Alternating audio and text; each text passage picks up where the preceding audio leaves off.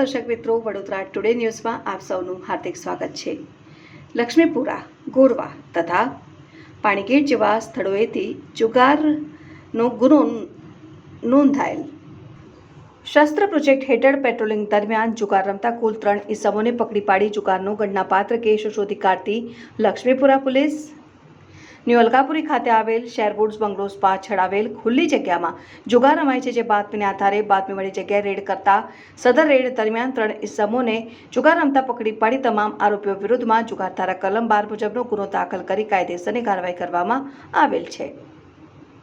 જુગાર રમતા પકડાયેલ આરોપીનું નામ પ્રવીણભાઈ હાઉસિંગભાઈ અમલિયાર, રણજીતભાઈ ડાયાભાઈ બારિયા, સનીભાઈ રમેશભાઈ બજાણિયા.